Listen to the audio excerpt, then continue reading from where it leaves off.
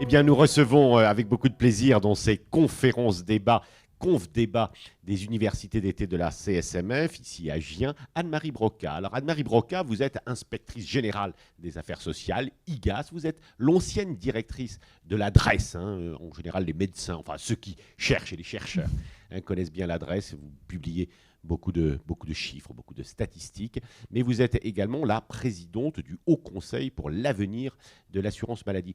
En deux mots, cet organisme, c'est quoi? Que fait-il?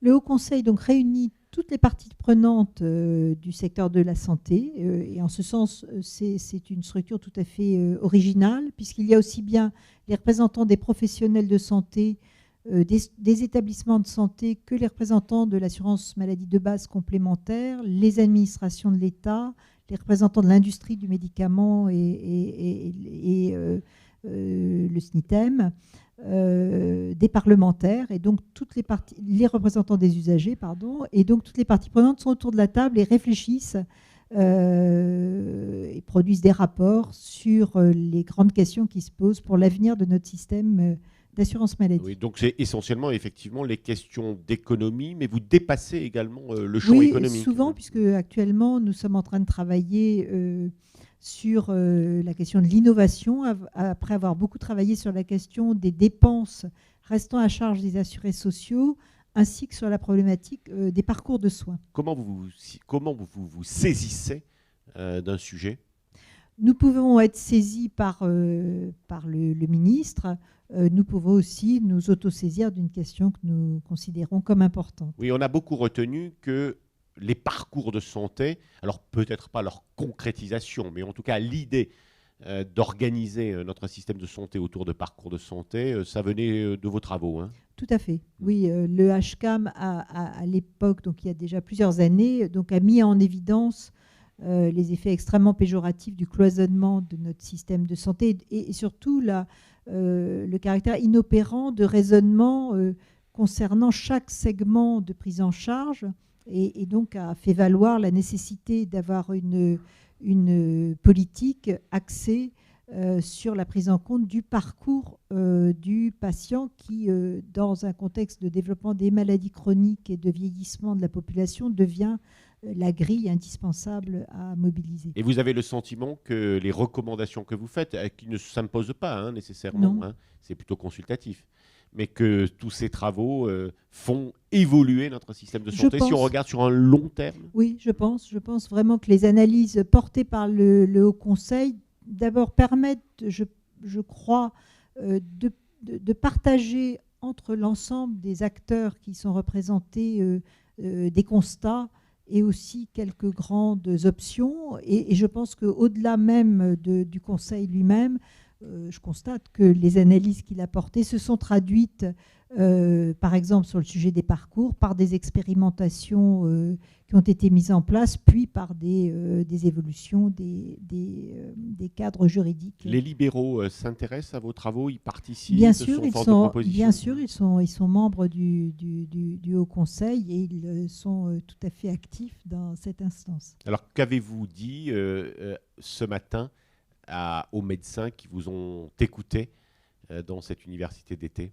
Nous avons essentiellement échangé. On m'avait demandé donc de participer à l'atelier relatif au financement de la protection sociale. Donc nous avons pu échanger autour des constats qui avaient été faits par le Haut Conseil sur les caractéristiques du système de financement à la française. Et je rappelle que le Haut Conseil a pris des positions très fortes sur la nécessité de maintenir le principe de solidarité de la nation au bénéfice de tous, quel que soit le niveau de revenu, face au risque maladie.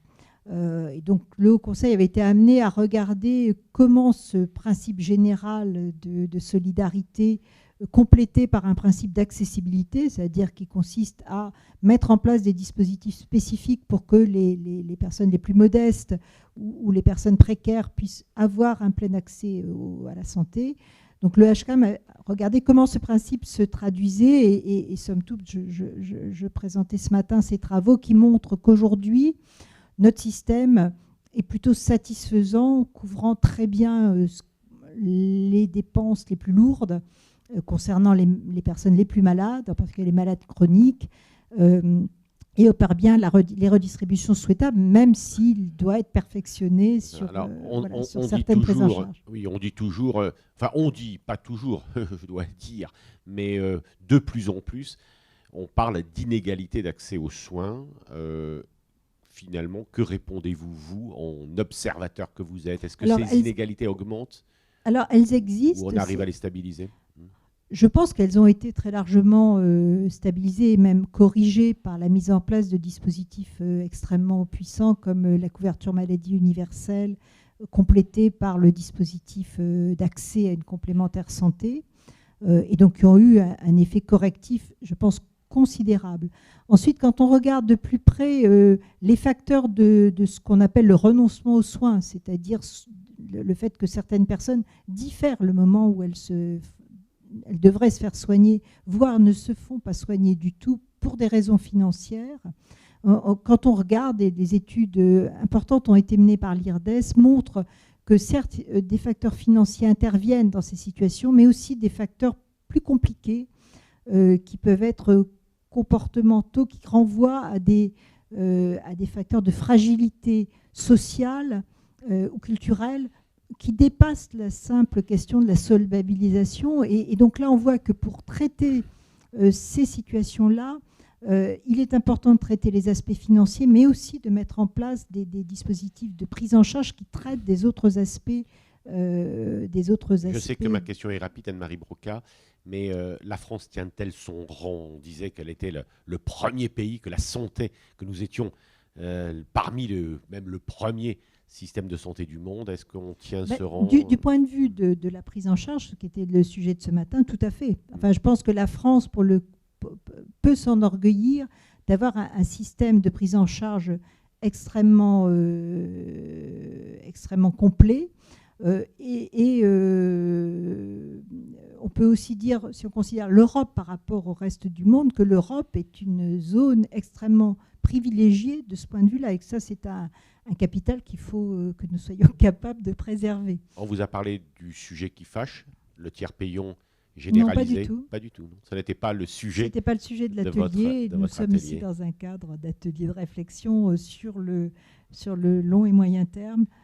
Et donc, ça n'a pas été abordé. En revanche, ce qui a été abordé qui me paraît important, c'est la question. Et ça, je crois que du point de vue du financement, les défis que nous avons vont être l'adaptation du financement au développement des prises en charge ambulatoires qui concernent particulièrement les médecins qui étaient réunis dans ces universités.